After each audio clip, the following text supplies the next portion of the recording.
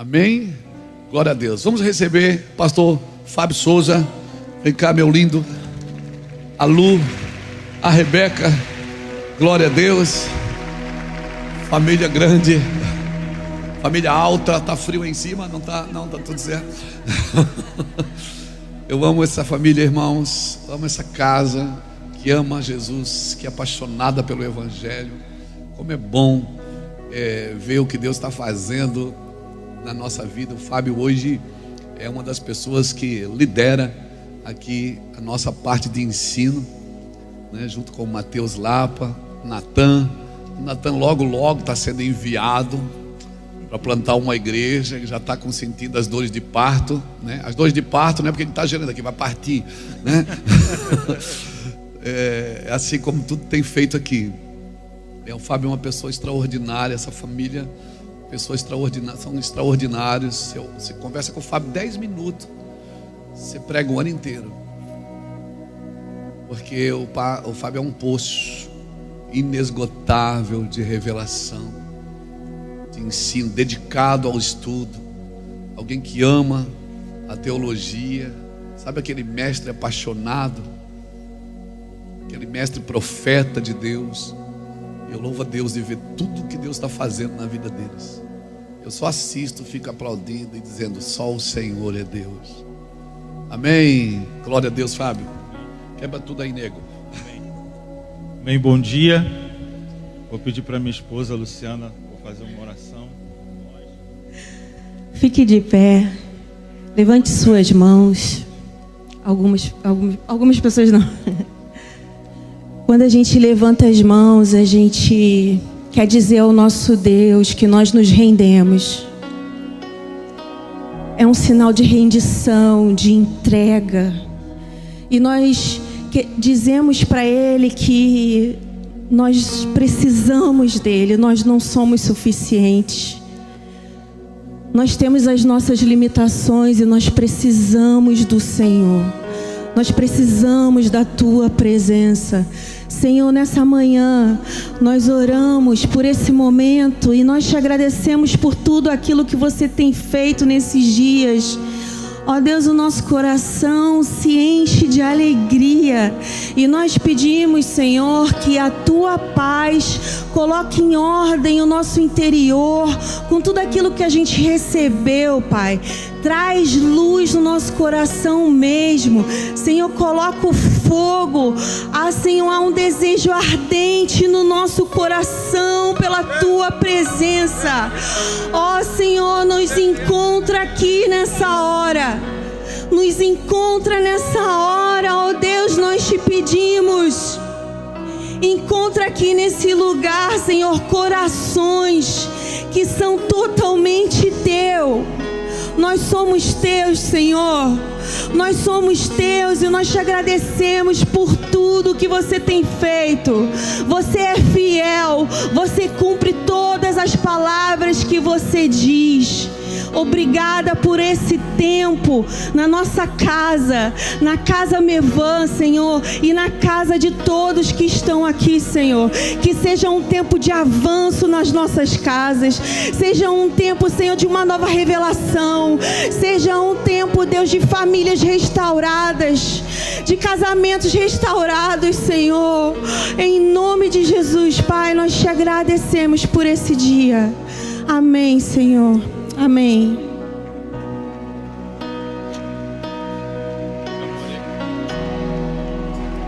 Aleluia. Você pode sentar.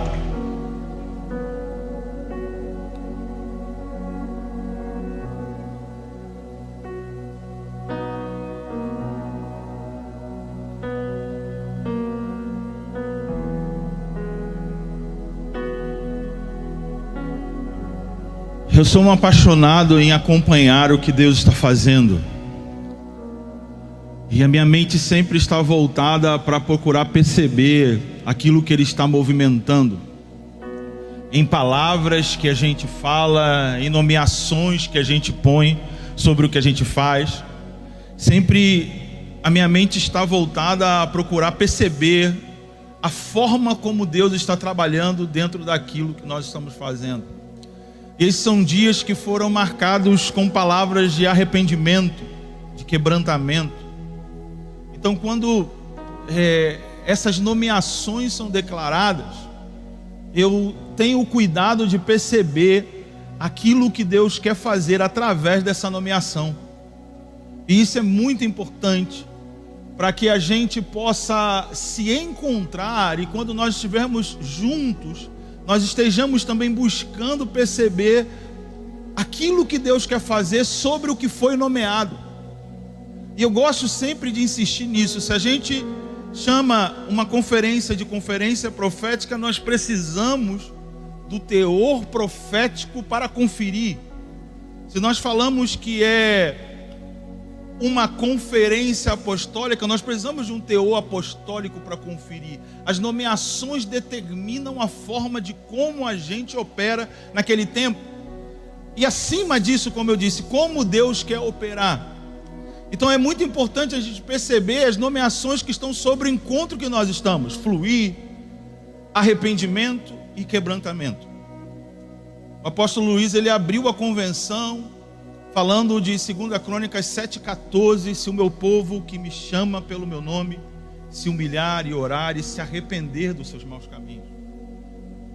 O profeta Júnior também tomou esse texto para falar sobre as implicações dessa declaração, dessa passagem bíblica e por que ela está nas Escrituras. E ela tem a ver com um momento em que Deus está advertindo Salomão que ele aceitou colocar o seu nome sobre o lugar que Salomão construiu. Ou seja, Deus falou: eu vou estar dentro disso, eu vou estar respondendo às orações desse lugar. Eu escolhi esse lugar para colocar o meu nome, ou seja, esse lugar agora se torna um representante das minhas decisões, do meu templo celestial lá no céu. Mas ele fala sobre também o povo não corresponder a essa entrega que Deus deu para o povo. Ele fala: mas quando eu fechar os céus? Ou seja, Deus está dizendo: quando vocês saírem do acordo que eu estou fazendo com vocês agora, eu vou sinalizar. Eu vou demonstrar que eu estou fora.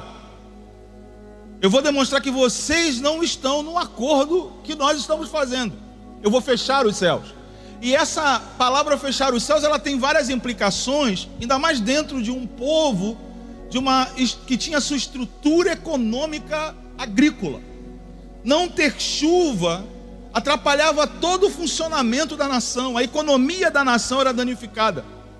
E era um jeito de Deus chamar a atenção para eles: opa, nós não estamos fazendo aquilo que foi acordado, nós não estamos vivendo de acordo com a aliança que tivemos com o nosso Deus, e o qual esse lugar foi consagrado, ou seja, essa operação foi consagrada. Deus sinaliza. E a palavra de Deus a Salomão é que Deus coloca uma condição também: se esse meu povo que chama pelo meu nome, o nome que eu coloquei sobre o lugar que eles dedicaram para mim, se humilhar, orar, se arrepender dos seus maus caminhos. Então Deus está dizendo: vocês escolheram os seus próprios caminhos, vocês escolheram fazer da sua própria maneira. Então é importante que comece com humilhação, reconhecendo primeiro que nós não somos suficientes para lidar com aquilo que Deus nos deu. Se arrepender, e essa palavra se arrepender, a palavra techuvá, ela tem a intenção de você se voltar para verificar o acordo que foi feito por Deus, voltar à aliança. Não é somente um arrependimento no sentido de me arrepender das coisas erradas que eu faço. Quando eu tenho que me arrepender das coisas erradas que eu faço, é porque eu já deixei de estar ligado à aliança que eu tenho com Deus. Então o arrependimento não é só sobre o que eu faço, mas é quem eu sou na relação com Deus. Eu deixei de reconhecer que eu dependo de Deus para viver em aliança com Ele. Eu dependo das palavras de Deus, eu dependo dos termos que Deus colocou para mim, para me relacionar com Ele. E aquilo que a forma como eu vivo, é o Deus chamando a tua atenção: vá revisar a aliança, vá revisar esse relacionamento, verifica o modo de como você está vivendo, se esse modo de como você está vivendo é de acordo com aquilo que a gente tem estabelecido como aliança. Então esses são dias que Deus está nos chamando para um techuvá. Se Deus está nos chamando para um arrependimento, Ele está dizendo que o que não está dando certo, não está dando certo, porque Ele está fazendo não dar certo. E por que Ele está fazendo não dar certo? Porque as coisas não estão conforme Ele gostaria que estivesse. Nós não estamos vivendo dentro do termo que nos faz ser representante do que Ele está fazendo em nosso meio. Ele provoca isso. E na maioria das vezes nós somos tentados a buscar respostas e justificativas para aquilo que está dando certo em muitas outras coisas. E muitas dessas coisas já foram faladas aqui. Métodos, maneira de mudar culto, maneira de tocar a música, maneira de fazer o culto, o horário do culto, grupo pequeno, grupo grande. Nós sempre estamos pensando de forma institucional quando as coisas não dão certo. Nós sempre estamos nos esforçando a ter ideias melhores para fazer as coisas darem certo. Mas quando Deus nos chama para o arrependimento, Ele está dizendo: vocês não estão sendo aquilo que eu estabeleci para que vocês fossem. É um ponto só. Não tem várias variantes. Não tem várias variantes. Nós tentamos adequar o que nós estamos fazendo ao que Deus faz. E o arrependimento é: deixem tudo da maneira de como vocês fazem e se adequem a mim. Por isso que quando João Batista começou a pregar no Rio Jordão, no deserto, e Jesus começou a pregar, a mensagem era uma promessa, mas essa promessa era precedida por uma condição. A promessa é: o reino de Deus está próximo. Mas qual era a condição? Arrependam-se, ou seja, se adequem. O próximo tempo não vai permitir que seja do jeito que vocês pensam que tem que ser. Imagina, João Batista e Jesus pregou só para crente, meus irmãos. Jesus não pregou para não crente. Jesus pregou para crente, a nação que tinha a promessa que Deus viria até ela, que Deus faria uma nova aliança, que Deus voltaria ao tempo. Jesus e João Batista, eles marcam um limiar. Até aqui, vocês fizeram do jeito de vocês. Agora vai começar o meu jeito. O reino de Deus está perto. Quando Jesus sai do batismo, ele diz: o tempo se cumpriu. Em Marcos 1,15, o tempo se cumpriu. E essa é uma declaração muito forte, que Jesus está dizendo que o tempo está cheio, está preenchido. Cumprimento é preenchimento. Sabe o que é isso? Não cabe mais nada aqui dentro. Não cabe mais nada de como vocês escolheram conduzir as coisas. Não cabe mais. O tempo se cumpriu. Agora vai começar uma nova maneira em que as coisas precisam operar. Mas como vou entender essa nova maneira? Adequem-se a mim. Foi o que Jesus pregou. Adequem-se a mim. Eu não vou entrar no que vocês estão fazendo. Vocês têm que acompanhar o que eu quero fazer. E sabe que é tão lindo que Jesus vem anunciando a mensagem do reino de Deus. E você olha para Jesus e você sabe que Jesus é Deus. Em João capítulo 1 apresenta o reino de Deus de uma forma de como ele foi apresentado implicitamente em Gênesis capítulo 1. Em Gênesis capítulo 1, o reino de Deus é apresentado como um princípio de todas as coisas. Alguém criou os céus e a terra. Esse é o reinado de Deus surgindo no universo. Ou Deus fazendo o universo surgir através do seu reinado. No princípio criou Deus os céus e a terra. E em João capítulo 1 está dizendo: e o verbo que estava no princípio, que era Deus, se fez carne e habitou entre nós. Sabe o que ele está dizendo? Agora Deus está vindo na forma daquilo que Ele criou, para mostrar como Ele quer reger todas as coisas. Ele criou todas as coisas por meio da sua regência, mas Ele também se fez aquilo que Ele criou, para mostrar como Ele quer reger todas as coisas que Ele criou. Isso é princípio da encarnação. Jesus se apresenta como homem para dizer para a humanidade como Deus quer que a humanidade seja. Jesus se apresenta como homem para dizer para a humanidade qual foi o propósito pelo qual Deus criou a humanidade. E dentro da nação de Israel, como eu disse, um povo que tinha muitas promessas. Então, quando Jesus começou a pregar o reino, e ele começou a ensinar sobre o reino, os olhos dos seus ouvintes, os olhos do povo de Deus, estava sobre um Messias, um líder político, um líder que iria restaurar o reinado de Israel, e eles estavam nas expectativas que ele resolveria os problemas presentes na época que eles viviam. Então todas as perguntas dos discípulos a Jesus, todas as abordagens da população judaica a Jesus, estava dentro de como ele resolveria os problemas que eles vivenciavam naquela época. E como Jesus não dava solução, Jesus não dava explicação de como resolver, e só dizia para eles: arrependam-se, arrependam-se. Era o mesmo que dizer: abandone essas vossas causas. Ou seja, eu não estou interessado de como as coisas estão, eu estou trazendo uma nova coisa, eu estou trazendo uma nova maneira. E o que eu quero dizer com isso, com esse momento da vida de Jesus, para nós nos dias de hoje, pode ser que nós estamos esperando muitas coisas que tradicionalmente foi construído em nós como igreja que Deus faria, a forma de como Deus faria. E pode ser que essa palavra de arrependimento venha até nós para dizer o seguinte: se adequem a como Deus vai fazer. Não é um clamor a Deus para que Ele faça aquilo que a gente espera que Ele faça. Deus não precisa provar que Ele pode fazer fazendo aquilo que a gente precisa para acreditar no que Ele pode fazer. Essa mentalidade era a mentalidade que estava impregnada na nação de Israel. Em Mateus capítulo 16, os fariseus e os saduceus vão até Jesus e pedem um sinal. Nos dê um sinal para que a gente possa acreditar. Então os judeus ficam o tempo todo pedindo a Jesus um sinal.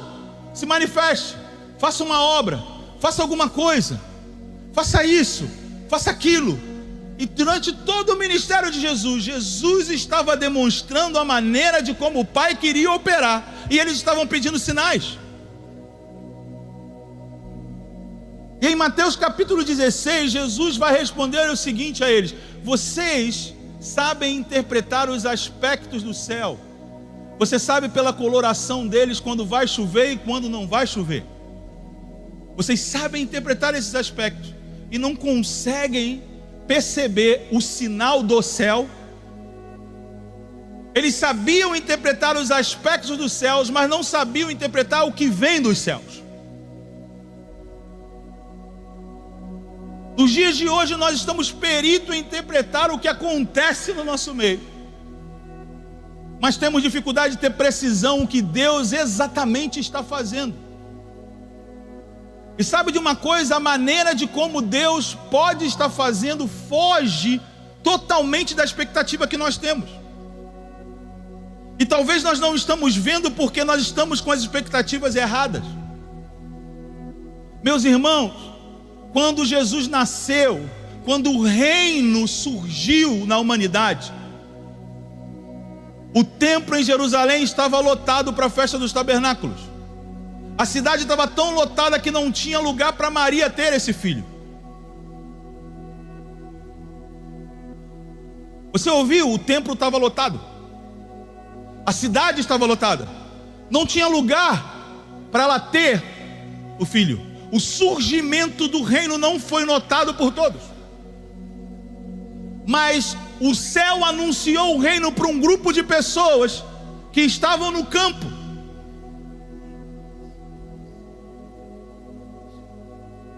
O céu foi até eles e falou assim: olha, alguma coisa está acontecendo que está descendo do céu.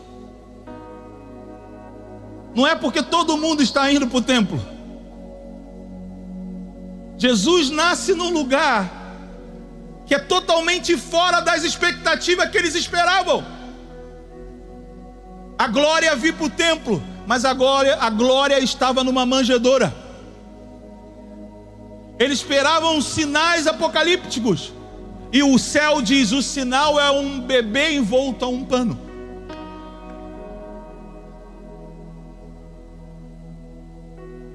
A mente do povo estava por espera de acontecimentos extraordinários, mas o reino estava surgindo no nascimento de uma criança. Algo tão cotidiano. Mas só aqueles que estavam atentos a interpretar como os céus se movimentam estavam todos indo para o mesmo lugar. Até aqueles que não pertenciam ao povo de Deus, mas foram influenciados por representantes do povo de Deus anos atrás na Babilônia, como foram por Daniel, foram atrás do surgimento do reino, de um reino prometido, e eles estavam sendo guiados de uma maneira por Deus que nós não devemos ser guiados por estrelas.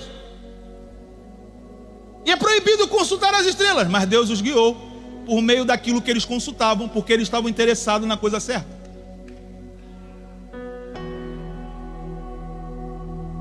A expectativa deles era correta. E você vai questionar o modo, e é isso que a gente faz, mas não pode ser Deus. Por isso que a gente pergunta,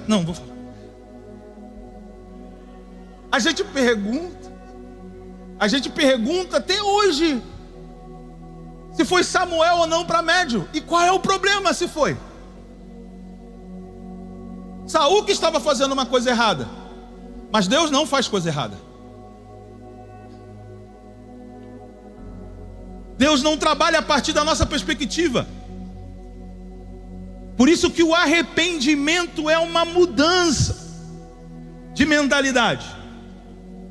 E aí está o conceito greco-romano helenista da palavra metanoia. É sair da ignorância, é permitir ser iluminado por novas possibilidades. Enquanto dentro da mentalidade judaica é vamos voltar para a aliança, porque nós temos uma aliança. O povo que não tem uma aliança, o convite da metanoia é: sai da ignorância, considere novas possibilidades. É uma revisão total. O arrependimento é uma revisão total. A gente não percebe que precisamos de arrependimento porque a gente não trabalha a renovação da nossa mente. Nós sempre achamos que sabemos como tem que ser. E o arrependimento é admitir: eu não sei como é. E se eu admito que eu não sei como é, eu preciso romper com meus pensamentos condicionados, renovar o meu entendimento, para poder apresentar a Deus um sacrifício de modo agradável. O nosso maior problema, a nossa maior dificuldade é que a gente já sabe como vai ser tudo, como deve ser feito tudo. E a gente não permite mudar a maneira de como somos. Por meio da tradição nós nos baseamos. E Jesus veio até a humanidade para dizer que a humanidade estava equivocada da forma de como eles criam no que Deus disse para ela. Esse foi o principal assunto de Jesus. Vocês ouviram o que foi dito? Preste atenção, o texto diz: vocês ouviram o que foi dito. Jesus não veio corrigir a lei de Moisés. Ali o texto não está dizendo vocês leram o que está escrito. Não, ali vocês ouviram. Ou seja, a transmissão da lei de Moisés estava equivocada sobre aquele texto, e Jesus estava trazendo a transmissão correta sobre o que a lei de Moisés dizia sobre aquilo. O tempo todo Jesus falava: vocês ouviram o que foi dito, eu porém vos digo. É uma correção que a própria tradição oral construiu sobre o texto. E muitas das vezes nós fazemos isso. Nós pegamos textos conforme a nossa tradição e insistimos até que ele aconteça. E eu vou te falar, isso é um pouco insano. Porque nós estamos querendo fazer o que Paulo disse: quem pode subir e fazer Jesus descer? E esse é o contexto de Romanos 10, versículo 3, que ele diz: eu reconheço os zelos que eles têm, mas é um zelo sem entendimento, porque rejeitaram a justiça de Deus. Ou seja, eles rejeitam o modo operante de Deus e insistem com o seu. Se não for conforme o seu molde, eu vou pôr zelo, até que eu convença a Deus a fazer pelo meu molde. E foi esse zelo que tapou os ouvidos dos judeus. Foi esse zelo que cegou os olhos dos judeus. O zelo pelo seu modo. Eles esperavam um rei davídico, triunfante como foi o primeiro rei Davi. Eles esperavam um reino bombástico, como foi o reino de Davi. Mas a gente esquece que 1 Samuel capítulo 8, que quem pediu um reino nesse molde foi quem? O povo. Jesus nunca vai ter um reino como Israel construiu. Porque Jesus disse para o principal governante do mundo enquanto ele esteve no mundo, ele disse: o meu reino não é deste mundo. E Israel construiu sua expectativa de reino por um reino que ele escolheu. E sabe o que é mais doido disso? Deus falou: ok, vocês podem fazer do jeito que vocês querem. Eu não concordo, mas eu vou estar no meio do que eu não concordo para mostrar a vocês que esse não é o jeito que eu quero. Deus é gentil demais. Eu vou estar aí, eu não concordo. Dá a eles o rei, Samuel. Eles estão me rejeitando, dá a eles. Mas esse não é o meu reino. Eu chamei eles para ser um reino sacerdotal. Eles querem um reino conforme as outras nações. Eles querem guerreiros fortes, poderosos, que conquistam lugares altos, que... E Jesus falou: meu reino não é desse mundo. O meu reino opera de uma outra forma. Toda ideia humana, toda escolha humana sustenta a decisão de Adão e Eva. Uma decisão de não depender de Deus, mas ser como Deus para se relacionar com Deus. Quando a gente tenta ser uma igreja no lugar de Jesus, nós estamos tomando a decisão do primeiro Adão. Porque o último Adão, o novo Adão, quando esteve na terra, ele falava: vocês estão se relacionando não comigo, mas com meu Pai. Nem ele, quando esteve aqui, focava nele. Está me entendendo?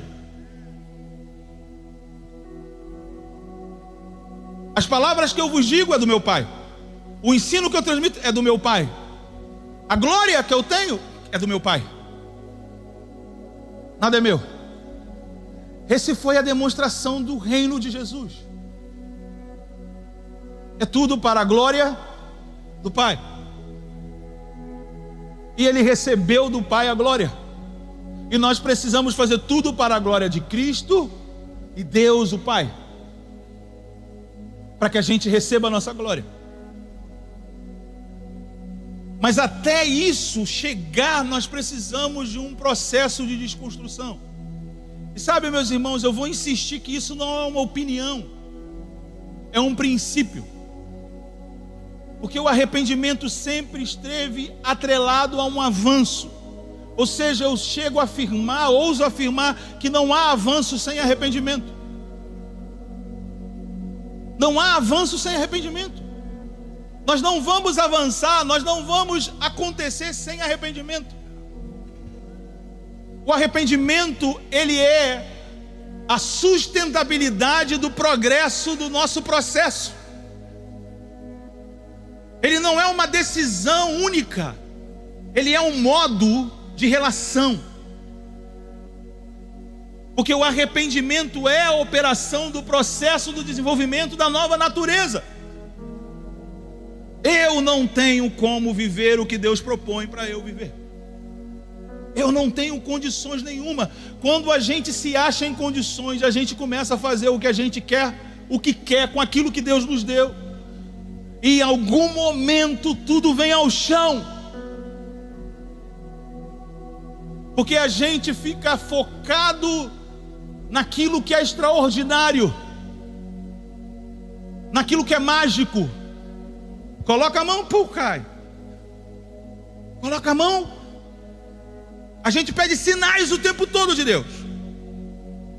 Mostra o sinal do teu. Deus não está a fim de dar sinais. Os sinais seguem. Os sinais, isso acontece porque isso me segue por causa do que eu creio. E o que eu creio que me movimenta não são os sinais.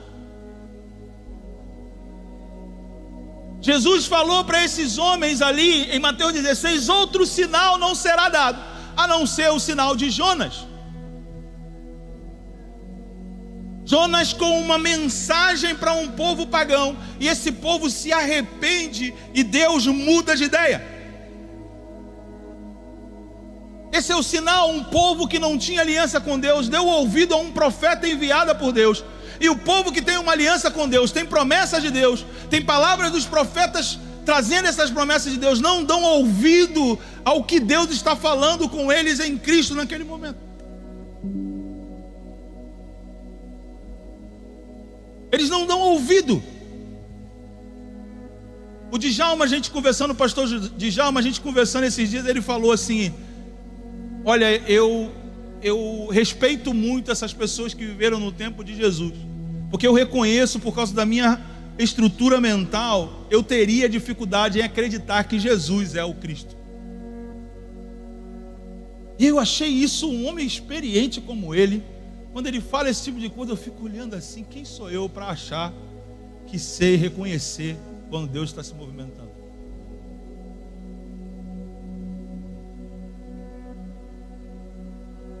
A gente se vê, eu estou falando isso porque a gente se vê numa estrutura totalmente diferente daquelas pessoas que não conseguiam ver que Jesus era o Cristo.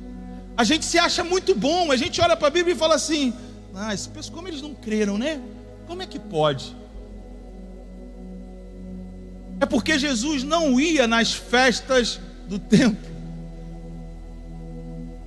Você entende? Jesus se movia de uma outra forma. Não era atraente, não era atrativo. Não era atrativo.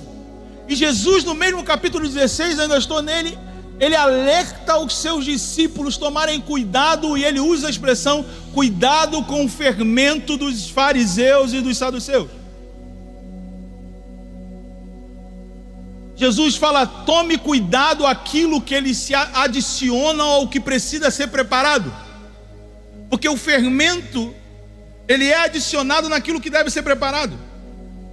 E ele não altera a substância, ele não insere substância nenhuma, ele só altera a forma.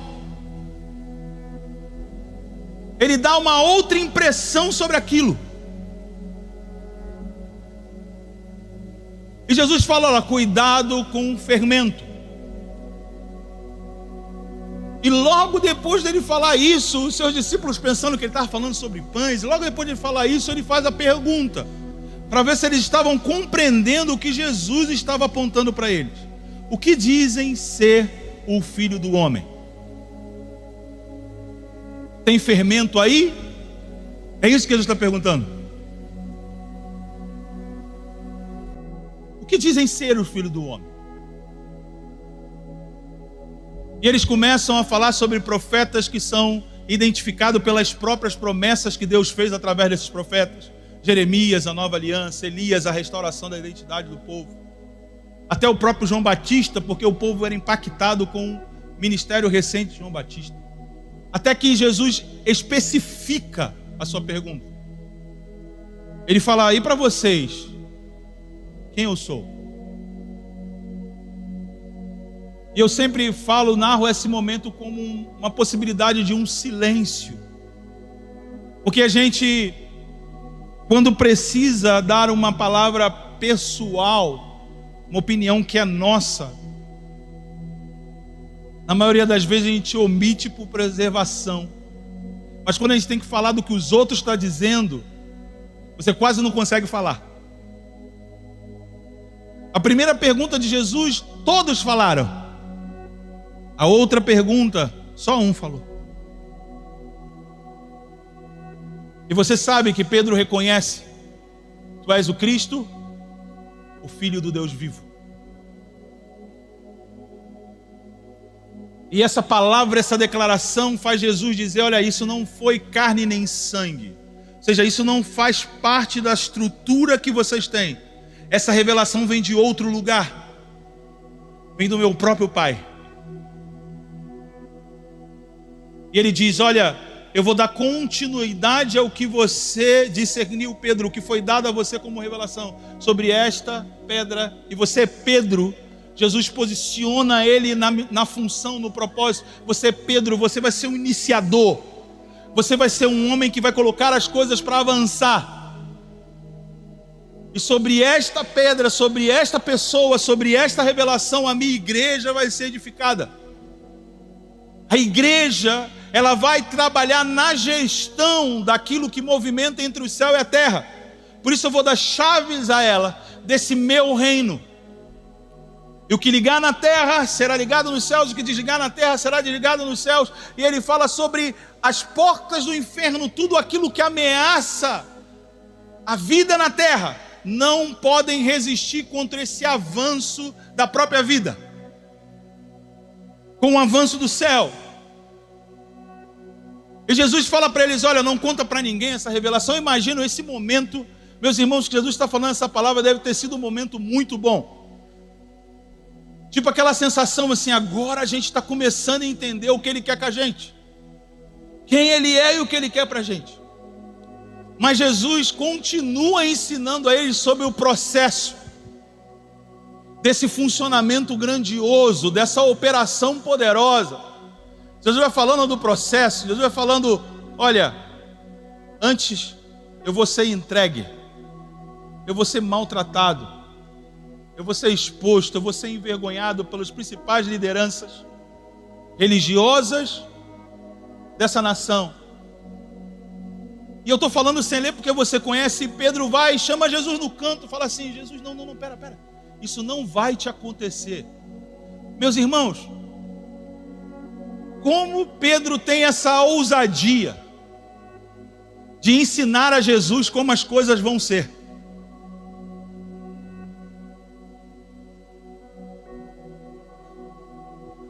Pedro vai até Jesus dizendo assim: não, isso não vai acontecer, isso está muito dramático.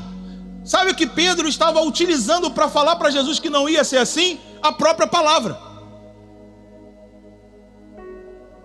Era a expectativa de Pedro sobre o que os profetas disseram. Ele estava tentando adequar Jesus à compreensão que ele tinha de como o reino ia se manifestar. E eu tenho para mim que Pedro está quase explicando a Jesus: olha, isso tudo que você está falando é Isaías 53, somos nós já estamos sofrendo muito. Você não vai precisar, você veio aqui para nos tirar desse sofrimento. Pedro estava aplicando a profecia de Isaías 53. Não, isso não é com você, isso somos nós. Nós estamos debaixo de Roma, nós estamos sofrendo. Olha como está o mundo, olha como é que estão as coisas. Isso não vai acontecer com você.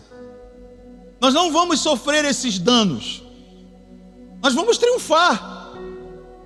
Agora é hora de avançar, você acabou de falar. E você vê como é que Pedro, o mesmo que recebe a revelação, adequa a revelação a como ele pensava. Jesus está falando sobre algo futuro e Pedro está condicionando o que Jesus disse sobre o futuro às suas experiências do passado e do presente. As discussões religiosas da época, os problemas que eles tinham com os impérios. Você está entendendo? Não basta só você querer algo extraordinário. Deus não precisa do extraordinário para sinalizar o que Ele está fazendo. A gente só precisa responder Ele da maneira correta. E essa maneira correta não veio nem de Pedro. Ele falou: não foi carne e nem sangue. Meus irmãos, a gente precisa ter uma mente rendida. Porque por mais que tenhamos revelação, nós podemos ser reprovados pelo modo que estamos aplicando a revelação. E sabe qual é a saída disso? Jesus dá a saída para Pedro. Ele fala: se alguém quiser vir após mim, negue-se a si mesmo. Esse negue-se a si mesmo, sempre a gente interpreta sobre o pecado, mas o pecado não está sendo discutido nesse momento. Jesus está falando das opiniões. Não é se negar as coisas, é negar a si. É negar o seu próprio entendimento, a sua própria opinião sobre as coisas. A chave para acompanhar Jesus é negar a si. Eu só posso caminhar com Ele se eu nego os meus caminhos, se eu nego ao meu modo. Tome a cruz, ou seja, assuma o mesmo papel que eu estou assumindo. E a cruz é objeto de maldição e de vergonha. E Jesus fala: tome ela. Esse é o chamado que Ele está fazendo para os seus apóstolos. Esse é o modo de desenvolver a revelação. Uma desistência. Uma desistência de si. Porque a revelação não veio de si mesmo. Não foi carne nem sangue que te revelou. A igreja não é uma propriedade de nenhum ministério de homens. A igreja não pode ser propriedade. Pedro se achou na propriedade, porque ele teve a revelação: e tu és Pedro, e sob esta pedra. Falou: eu já entendi. Não vai ser desse jeito. E Jesus demonstra para nós que nós somos capazes de receber uma revelação de Deus e unir essa revelação de Deus a cogitações satânicas. Porque Jesus repreende a influência do pensamento satânico na vida de Pedro. Para trás de mim, Satanás. Porque cogita as coisas dos homens e não de Deus. Quando a gente está pensando só com as nossas ideias em como escapar de crises que Deus traz, você precisa entender quem está te dando, trabalhando junto, está torcendo por isso. O apóstolo Luiz falou aqui: rejeite todas as ofertas que Jesus rejeitou. E Pedro nesse momento está utilizando o modo de pensar histórico, tradicional do povo e ensinando para Jesus.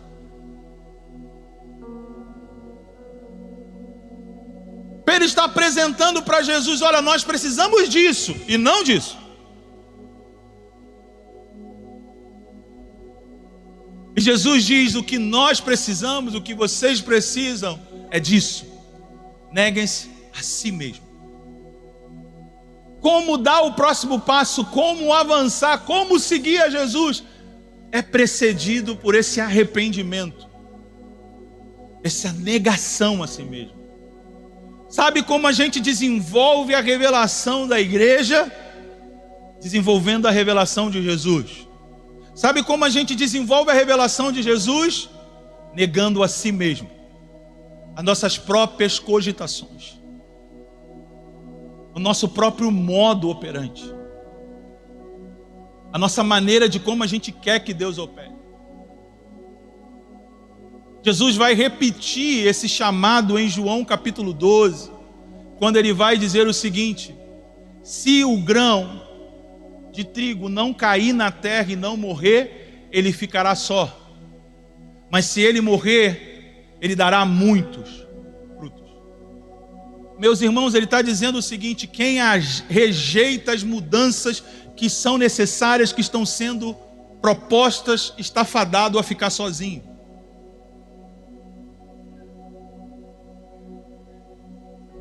Aqueles que rejeitam as mudanças que estão sendo propostas, corre o risco de ficar sozinho. Porque se a semente de trigo cair no chão e não morrer, ela ficará só. Foi o que Jesus disse. Se nós temos a palavra do reino, que é a semente, e ela não nos faz morrer, a gente fica só. Depois que a palavra chega até nós, nós nos tornamos marcados por ela. Quando Jesus conta a parábola do semeador, ele diz: quando a semente cai no solo, aquele solo tem uma definição, não tem mais como voltar atrás. Quando a palavra chega, você vai ver que tipo de solo é esse. Dá para entender? Quando você tem uma palavra, quando você recebe uma palavra, ele revela que tipo de solo você é. Pedro recebeu uma palavra e revelou que tipo de solo ele era. Quando a gente recebe uma palavra, revela o tipo de solo que nós somos. Por isso o profeta Isaías vai dizer que a palavra do Senhor nunca voltará vazia. Ela vai cumprir o propósito, que é revelar quem nós somos. O propósito é ser revelado quem nós somos. O propósito final de tudo, agora pulando lá para o final de tudo, não é o que nós vamos fazer. É quem seremos.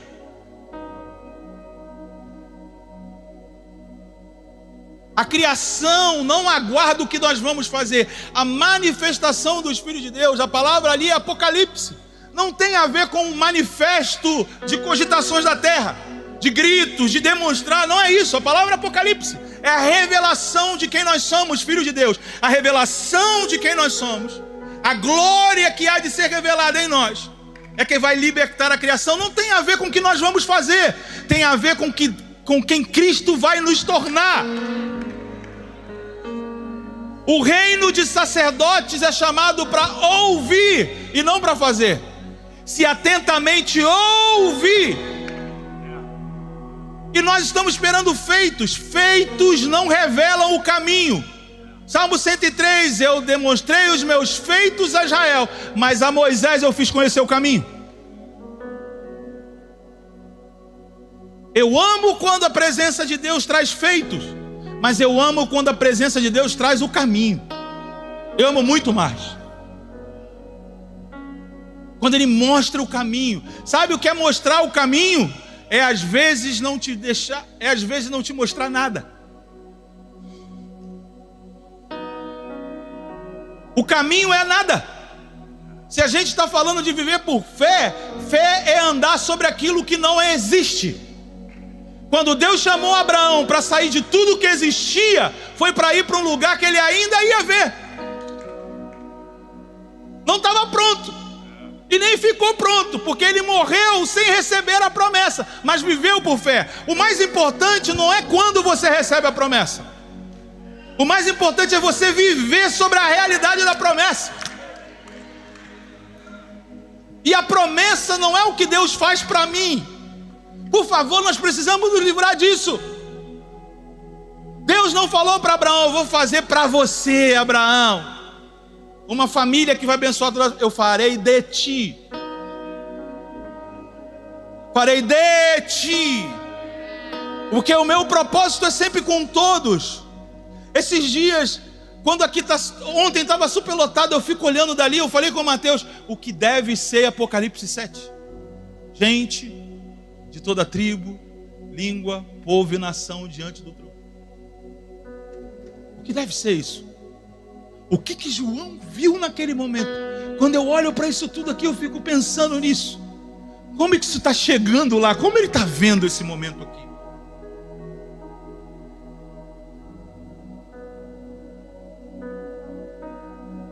Não é para mim, eu não estou aqui para mim. O ministério não é para mim. Não é Deus realizar tudo o que Ele prometeu para o meu ministério. Deus vai realizar tudo o que Ele quer realizar. E eu sou afetado por causa do que Ele quer. O palco da história é de Deus. É de Jesus, não é nosso. Não é a igreja que dá a resposta. É o que Deus faz na igreja que traz resposta. Porque é pela igreja. A multiforme sabedoria de Deus será manifestada. É a mesma coisa que Ele falou para Abraão: farei de ti. É pela. Não é ela. É pela. É por ela. É Deus que está demonstrando aos deuses desse mundo que Ele pode se relacionar com todo tipo de gente. É isso que Paulo está dizendo. Aos principados e potestades, estão vendo. Eu me relaciono com todas as nações. Eu não quero só uma nação. Quando eu mandei tirar Israel do Egito, eu disse: Israel é o meu primogênito, não é o único filho. Primogênito não é único, único é unigênito. Ele chamou Israel de primogênito. Deus, desde o momento que formou a nação de Israel, estava pensando em todas as nações. Jeremias capítulo 2 vai dizer que Israel é primícia das minhas colheitas. E Pedro estava tendo dificuldade de entender isso. Pedro e quase todos os outros estavam com dificuldade de entender isso. E Pedro foi percebendo a necessidade que ele tinha de arrependimento. E Jesus deixa claro para Pedro, olha, ou para todos que estavam ouvindo, se alguém vir após mim, negue-se a si mesmo, tome a sua cruz. Quem perder a sua vida, achá-la-á. Quem procurar essa vida, perdê-la-á. O que dará o homem em troca da sua vida, ganhando o mundo inteiro e perdendo a sua própria vida? Jesus está mostrando que tipo de vida ele está trazendo para a terra. É uma vida que sabota o sistema de vida da terra. A demonstração que nós devemos dar sobre o reino de Deus é uma sabotagem aos sistemas de como os impérios desse mundo operam. Essa é a sabotagem. A gente não está atrás do que todo mundo está atrás. A gente cumpre uma tarefa temporária. Todas as nossos ofícios de trabalho, todas as nossas ocupações institucionais, privadas e empresas, tudo que o Rafa falou, tudo isso aqui, ele é temporário. Está contribuindo para a formação do que eu tenho que ser, mas não é exatamente o que eu serei. Porque nós não sabemos o que seremos. Paulo disse que todo o conhecimento que ele desenvolveu como rabino, ele aprendeu a utilizar como adubo para desenvolver a verdadeira vida. Paulo está dizendo, eu mudei os meus valores. Eu estou perdendo uma vida. Mas como eu estou perdendo essa vida, eu estou usando ela para adubar a verdadeira vida que eu não alcancei ainda, eu fui alcançado por ela. E eu estou prosseguindo para desenvolver a minha vocação que é celestial. E tudo isso que é humano, tudo isso que é dessa terra, precisa ser utilizado para o reaproveitamento do que verdadeiramente nós seremos. Por isso o autor de Hebreus vai falar, e Pedro, em 1 Pedro e 2 Pedro vai falar que nós somos como forasteiros e peregrinos neste mundo. Nós não estamos ainda vivendo a pátria pelo qual nós fomos recriados em Cristo Jesus. Eu não sou mais brasileiro, eu estou no Brasil.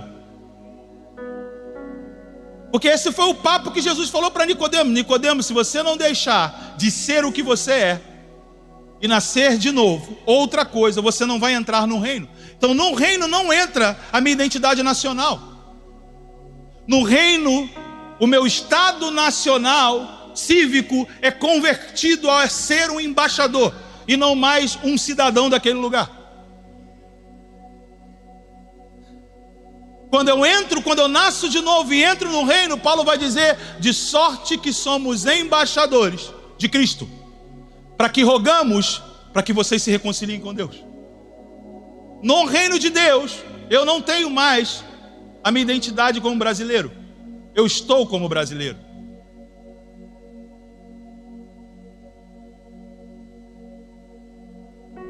E quando você ouvir isso, eu sei que você fica incomodado. Porque o versículo diz, se o meu povo que chama pelo meu nome, ele não falou qual povo. Ou melhor, está no versículo povo, o povo da aliança, mas não uma identidade só étnica. É uma identidade da aliança. Deus não tem compromisso com as nações. Deus tem um compromisso com o que Ele vai fazer. E as nações serão julgadas por aquilo que Ele vai fazer. Mateus 25.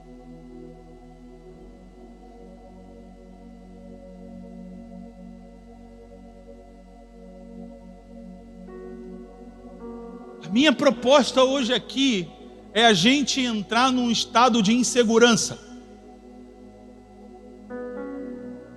Como Pedro. Você imagina, depois de tu ter uma revelação daquela, e você toma um toco desse de Jesus, tu não ia ficar inseguro, não? Mas foi nesse estado de insegurança que Jesus falou para Pedro assim, ó, e para os outros: eu vou dizer uma coisa, muitos do que estão aqui não vão morrer antes que vejam o reino vindo. Ele deu no que eles deveriam estar seguros, uma promessa.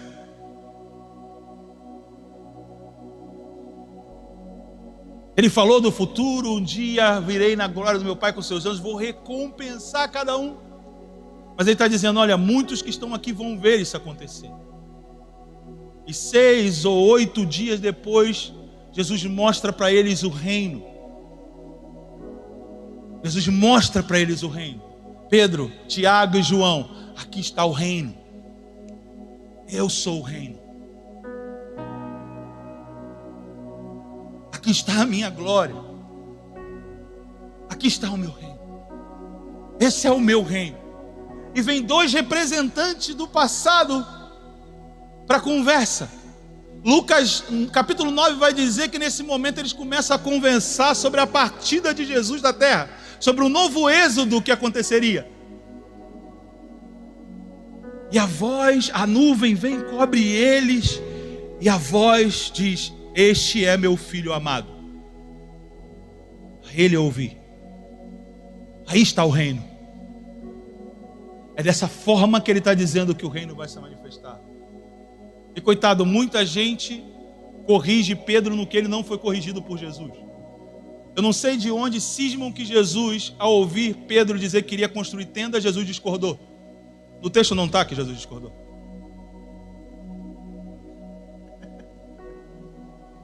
Jesus só não falou nada. E a gente que inventou que Pedro foi reprovado por querer construir tenda. Na verdade, isso mostra o avanço de Pedro.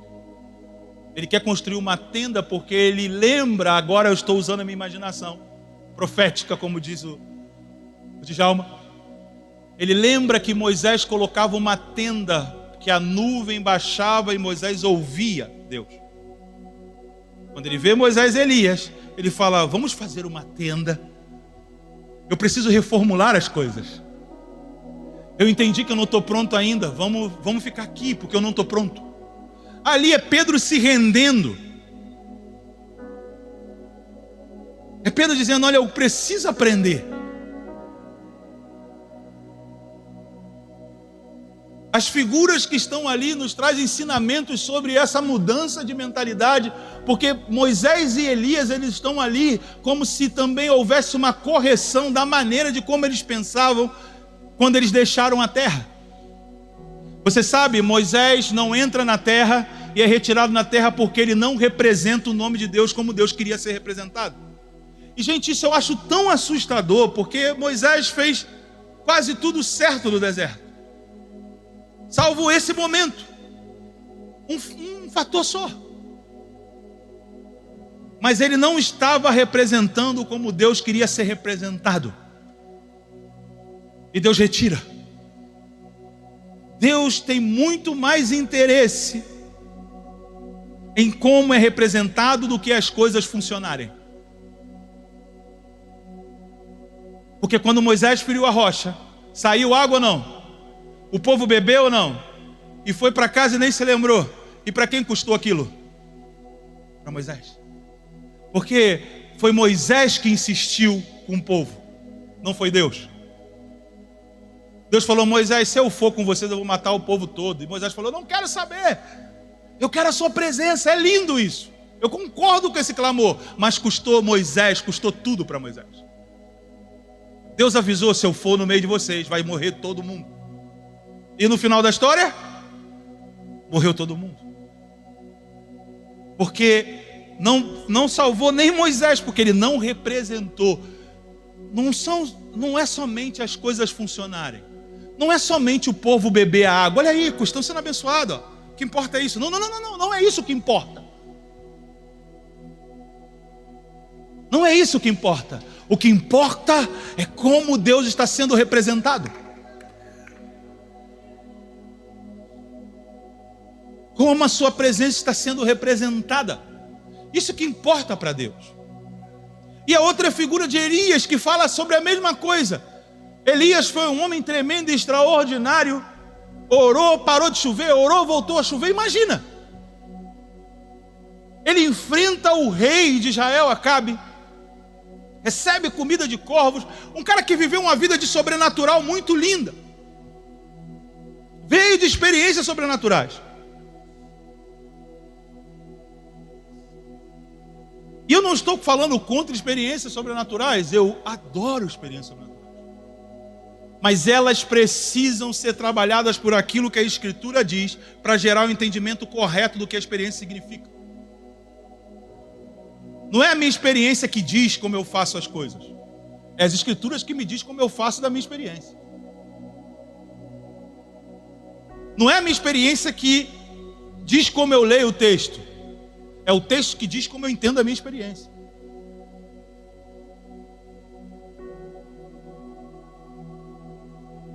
E Elias, no final, ele está na caverna. Você lembra desse episódio? E a gente precisa entender, Deus não quer ninguém na caverna. O lugar de profeta não é na caverna. Quem está na caverna está fugindo. E profeta não é fugitivo. O lugar de profeta não é na caverna. E por 2 vezes Deus faz a pergunta a Elias. E por 2 vezes Elias mente para Deus. Elias mentiu, Deus faz a primeira vez. Elias, o que você está fazendo aqui? E Elias repete o mesmo erro. Começa a falar dos problemas, das circunstâncias. Eu fiquei sozinho, todos me deixaram, todos me abandonaram. E a mulher está me ameaçando. Deus para e volta. Elias, o que você está fazendo aqui? As perguntas de Deus, meus irmãos. Quando ele repete a pergunta é porque a primeira tu não respondeu o que ele queria.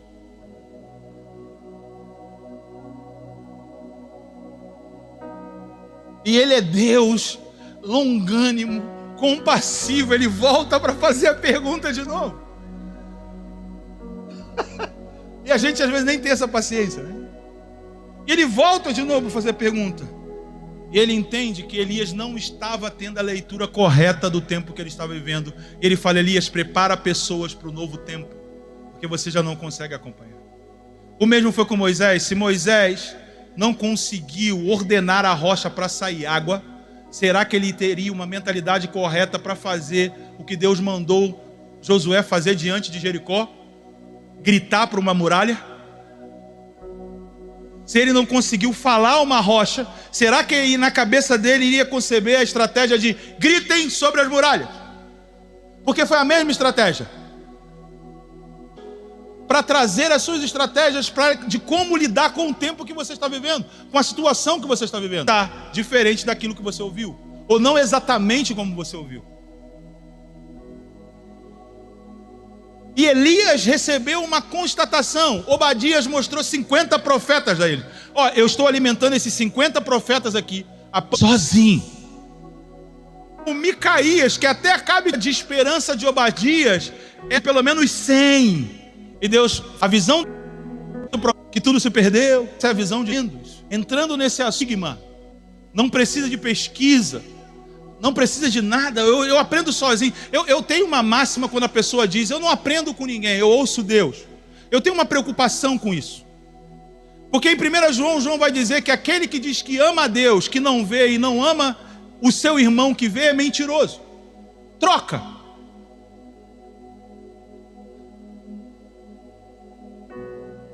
Se João diz que aquele que diz que ama a Deus, que não vê, e não ama o seu irmão que vê, é mentiroso, imagina alguém que diz: eu só aprendo com Deus, que eu não vejo, eu não aprendo com ninguém. Conclui a passagem para mim.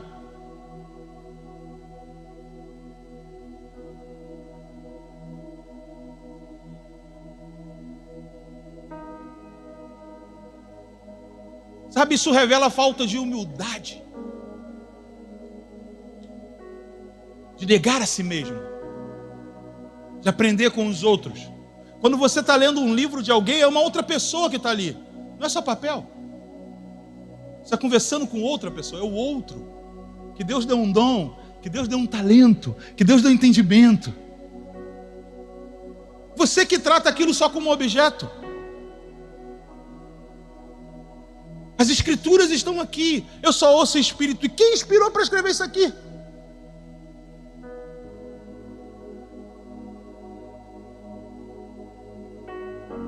Essas palavras que estão escritas aqui foram transmitidas.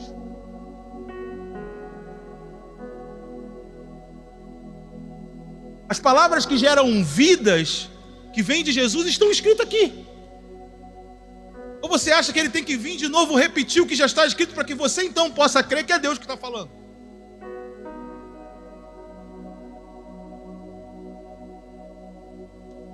Em 1 Pedro 1,10, Pedro vai dizer, aqui eu já vejo Pedro um cara que avançou no processo dele de formação.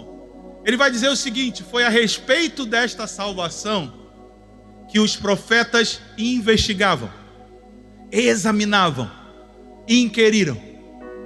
Olha só o que os profetas faziam: pesquisavam, examinavam, perguntavam se era isso mesmo, procurando saber o tempo e a ocasião que estavam sendo declaradas sobre o sofrimento que Cristo iria receber, porque o Espírito de Cristo estava neles.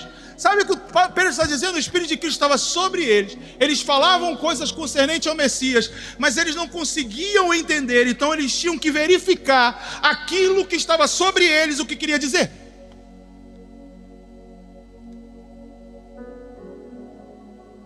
Eram observadores, pesquisadores, homens que ficavam com a palavra, perguntando de novo, e perguntando de novo, e perguntando de novo. E sabe, esse contexto de 1 Pedro cabe para o nosso contexto, porque ele está num contexto em que a igreja passava por uma turbulência de marginalização, de muitos problemas internos e muitos problemas externos, pelo império sendo colocada de lado, em sofrimento. E ele fala que a respeito da salvação que vocês receberam, ou seja, como vocês mantêm a esperança da salvação que está disponível para vocês, façam como os profetas.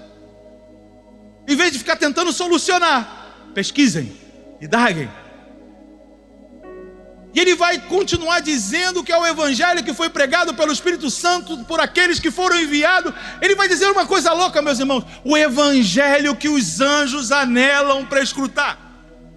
Você sabia que o anjo adora a pregação do evangelho? Os anjos desejam escutar o evangelho de Jesus. Eu fico imaginando para os anjos o que é Deus: se tornar homem, viver como homem, morrer, ressuscitar, ascender aos céus, subir aos céus como homem e assumir o lugar de intercessão. Os anjos, Apocalipse nos mostra isso. Quem é esse? O Evangelho! O Evangelho não é sobre o que Deus fez na minha vida. O Evangelho é sobre o que Deus fez e afeta a minha vida até hoje. É o Evangelho. O céu foi abalado com o Evangelho. Apocalipse 5. O Cordeiro que havia sido morto, morte, ressurreição e ascensão, o Evangelho mexeu com os céus. E a gente está aqui querendo ver o que os anjos veem. Mas os anjos desejam ver o que podemos ver. Porque o Deus que está lá no céu agora é como um de nós.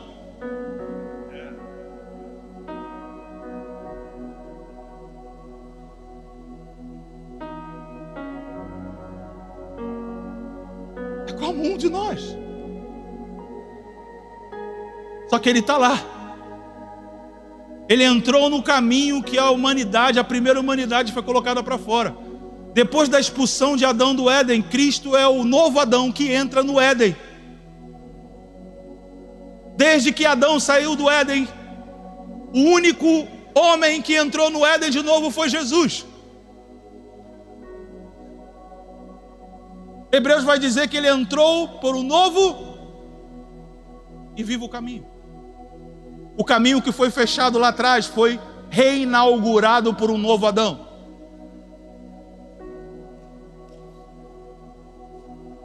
Essas são as novidades que nós precisamos evidenciar.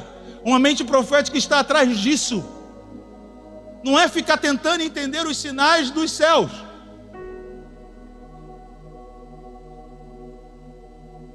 Em 2 Pedro, capítulo 1, eu não lembro o versículo agora, não vou lembrar agora, não vou também olhar na colinha aqui. Mas Pedro, para enfrentar a apostasia, e hoje à noite o nosso apóstolo vai falar sobre isso, para enfrentar os falsos mestres, os falsos profetas, Pedro vai dizer que ele tinha a palavra profética mais segura na face da terra.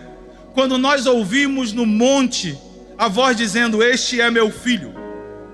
A gente está falando de algo que Pedro escreveu quase 60 anos depois de Cristo. E ele está dizendo: aquele dia eu entendi como me manter iluminado para viver no meio da escuridão.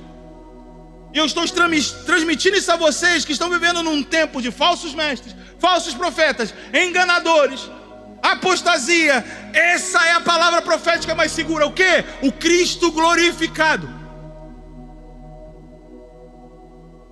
Ouve a Ele, ouçam a Ele, olhem para Ele, olhem para Ele. Essa é a palavra profética, como uma candeia que vai iluminando. Ou seja, em dias de escuridão, Cristo é o nosso alvo. Não é querer ver os céus, é ver a Cristo. Trata-se de ver a Cristo. E Pedro vai continuar dizendo: olha, nenhuma profecia das Escrituras é de interpretação particular. Nenhuma. Nenhuma é de interpretação particular. Outra coisa que ele vai dizer: a profecia não é produzida pela vontade humana. Antes, homens movidos pelo Espírito falaram da parte de Deus. Sabe o que quer dizer isso? A profecia não pode ser produzida pela nossa vontade. Nós precisamos parar de dizer: diga para o teu irmão, profetize para o teu irmão. Você não pode fazer isso. A profecia não é o que você quer dizer para o seu irmão. A profecia é movida pelo Espírito. Não é tudo fala. É quando o Espírito está impelindo, empurrando, movimentando, e você corresponde à manifestação do Espírito e profetiza. Esses são bases, são princípios que a gente precisa relembrar e que estão nas Escrituras. Só que, como eu disse lá no início, o como nós achamos que as coisas devem ser, o vício da nossa tradição oral. Nós até recebemos uma palavra que é de Deus, mas o grande desafio está em romper com a aplicação, com a adequação que a gente dá à palavra que é de Deus. Nós não precisamos só de palavras, nós precisamos de uma metanoia. Nós precisamos de um arrependimento. Nós precisamos de quebrantamento. Sabe o que é quebrantamento? É quebra dos meus argumentos. Meus argumentos vão quebrados. São quebrados, eu não tenho argumentação sobre isso. Eu observo. Para que de alguma forma o meu entendimento seja renovado e eu experimente essa vontade que é de Deus. Deus não trabalha só por insistência, meus irmãos. Quando Jesus conta a parábola da viúva insistente, Ele está dizendo do jeito que ela fez, e o homem, por ser mal, demora a atender. Ele está dizendo: com ele não é assim. Ele trabalha dentro do seu propósito. Tudo aquilo que é adequado ao seu propósito, Ele opera. E eu quero terminar com uma palavra de Pedro, em Atos 3,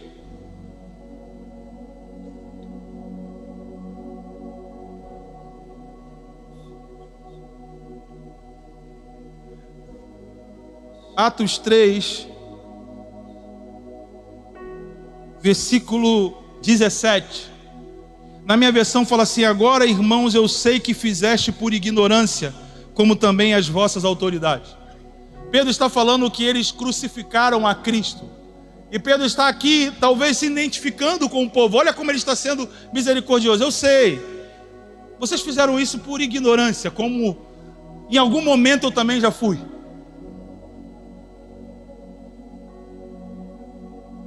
Mas Deus cumpriu o que antes havia anunciado pela boca de todos os seus profetas, que o seu Cristo iria sofrer. E ele vai dizer: arrependei-vos, pois, e convertei-vos, para que os vossos pecados sejam apagados, de modo que da presença do Senhor venham tempos de refrigério, e ele envie o Cristo, que já vos foi predeterminado, Jesus. E é necessário que o céu receba até o tempo da restauração de todas as coisas, sobre os quais Deus falou pela boca dos seus santos profetas desde o princípio. E é essa proposta que eu quero enfatizar sobre tudo que nós falamos aqui nessa manhã. A proposta de Pedro ao povo, depois de ele orar ou declarar um paralítico que não andava, passar a andar.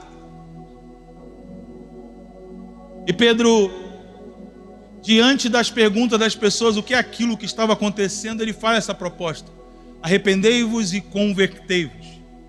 E Pedro fala sobre dois tempos. Ele fala sobre um tempo de refrigério e um tempo de restauração de todas as coisas.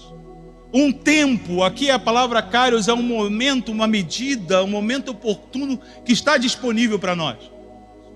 Ele diz, olha, tempos de refrigério, e ele envia o Cristo, que já foi determinado.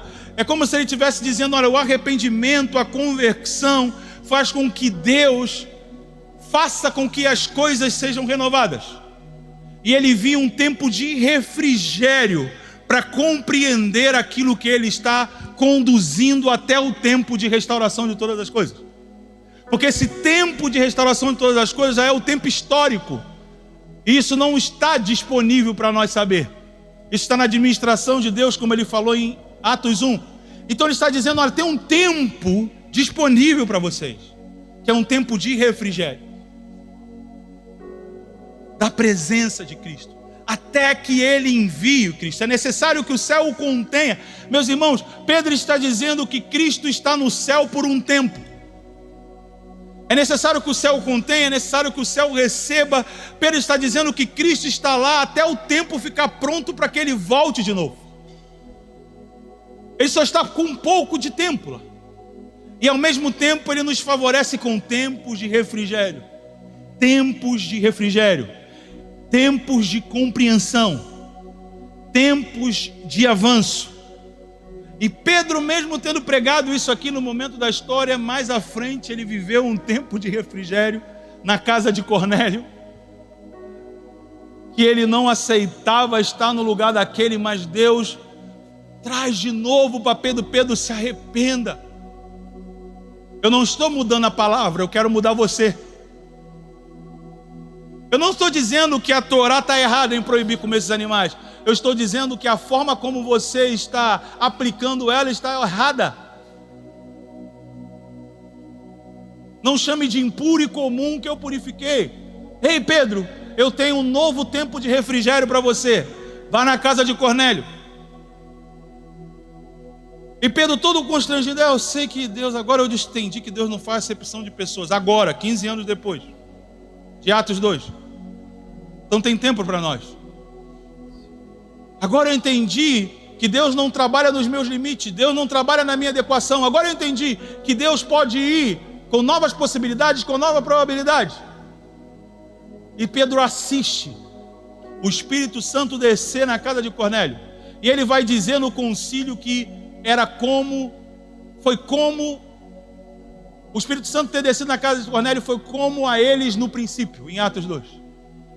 Ou seja, não teve diferença, nós os judeus que estavam esperando há muito tempo essa promessa, e eles gentios que não tinham a menor ideia dessa promessa. Veio do mesmo jeito, um tempo de refrigério.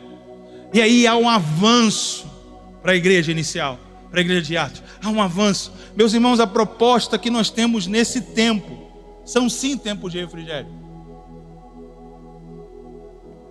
Mas é condicionado pelo arrependimento e por uma conversão. É condicionado por isso. O tempo agora está amargo, está difícil. Sabe? Poxa, a gente acabou de viver um avanço tremendo, agora está amargo, está difícil. Lembra dessa história? O povo atravessa o Mar Vermelho, os primeiros encontros que ela tem são com as águas amargas. Difícil ali. E o povo murmura. Ali Deus viu Quem não ia viver o processo? Ali ele viu. E ele fala: Moisés, pega algo insignificante, joga na água. Desafia eles a entenderem que não vai ser do jeito que eles esperam. O mar vermelho tu abriu levantando o seu cajado, mas a água, ela vai ser curada por um graveto. Não é com tanta força, não é com tanta ostentação, é com algo simples. É só um prenúncio, porque eles andam até Elim, está em Êxodo capítulo 15, tem 12 fontes e 70 palmeiras esperando a eles. Que fala de Israel e as nações, 12 tribos de Israel e 70 as nações. Um pré-anúncio de um novo céu e de uma nova terra. Estava tão perto, mas entre esse lugar até esse lugar aqui estavam as águas amargas do tempo presente. E se a gente usar aquilo que parece ser desprezível, se a gente assume a forma de Jesus, a forma de servo, um graveto, e jogar na água, a gente atende o que a gente precisa agora, até a gente chegar na realidade do que seremos eternamente. E sabe, isso tudo tem a ver com o que nós vamos fazer agora. Não tem a ver com o que Deus vai fazer, tem a ver com o que vamos fazer. Porque embora oramos para que Deus faça, Deus já está decidido em fazer. Só não está decidido com quem.